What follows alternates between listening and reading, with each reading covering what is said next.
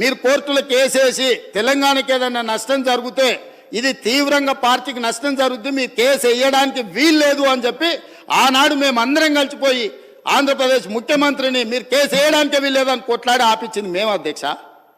ఆయన ఏందో ఆయన గురువు, ఈయన గురువు, ఆయన గురువులకు పంగనామాలు పెట్టే లక్షణం మీది.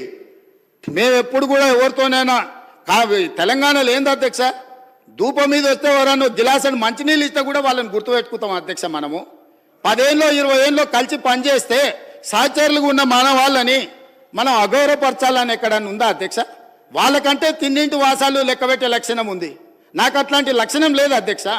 నేను మిత్రులను మిత్రులాగానే చూస్తా, సహచరులను సహచరులలాగా చూస్తా. పెద్దవాళ్ళని గౌరవించే సంస్కారం మా తల్లిదండ్రులు మాకు నేర్పినరు.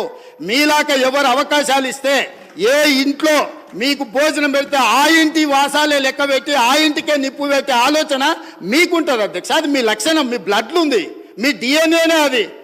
ఎవరు నమ్మితే వాళ్ళను మోసం చేసే లక్షణం ఇది. కాబట్టి మళ్ళొక్కసారి ఏదైనా మీరు అంశాల ప్రాతిపదికన మాట్లాడుండ్రి, వివరాల మీద ఈరోజు సగం రాత్రి కానీ చర్చిద్దాం. అన్ని రికార్డులు తీసుకొని వస్తా అధ్యక్ష. నేను మొత్తం రికార్డులు సభలో పెడదాం. తప్పు విలువ పట్టించే విధంగా, తప్పుడు ఆరోపణలు చేసే విధంగా మాట్లాడితే ఎవరు చూసుకుంటూ ఊరుకోరు.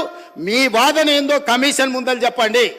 ఇవాళ సాయంత్రానికల్లా కోరుకున్నారు కదా మీ నిజాయితీ, ఇవాళ సాయంత్రానికల్లా మీకు కమిషన్ చైర్మన్ నియమిస్తాం. మా ఉప ముఖ్యమంత్రి గారి అనుమతితో సాయంత్రానికంతా కొత్త చైర్మన్ కూడా అపాయింట్ చేపిస్తా అధ్యక్ష. నిన్న అసెంబ్లీ సమావేశాలలో ఉండి నిర్ణయం తీసుకోలేదు, ఎట్లాగో వారు గుర్తు చేసారు. విచారణకు కొత్త చైర్మన్ నియమిస్తా అధ్యక్ష.